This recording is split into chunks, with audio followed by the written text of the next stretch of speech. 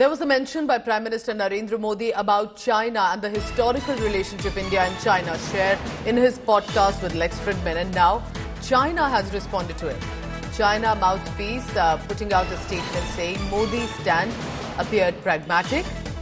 India is helping positive momentum with the neighbor nation.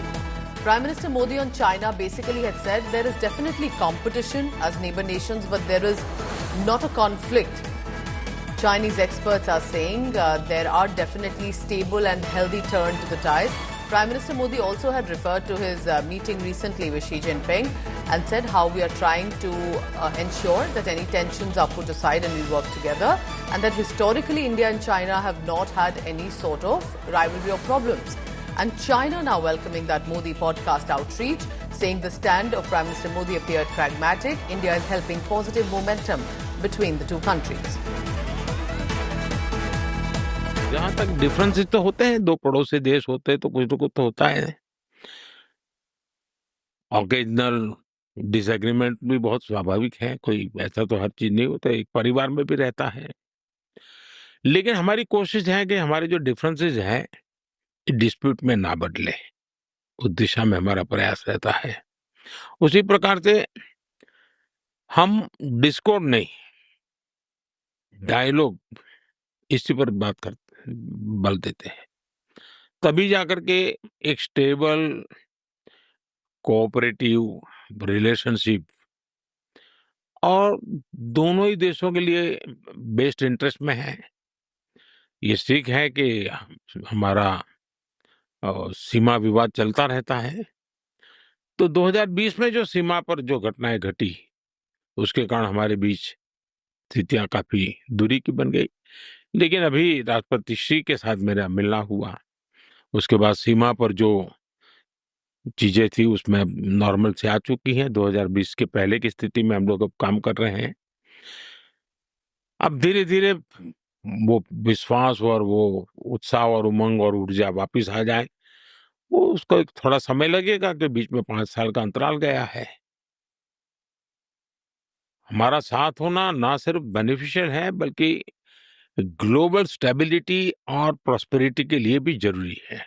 और जब 21वीं सदी एशिया की सदी है, तो हम तो चाहेंगे कि भारत चीन के बीच में स्पर्धा सब स्वाभाविक है, स्पर्धा कोई गलत चीज नहीं है, ये संघर्ष नहीं होना चाहिए।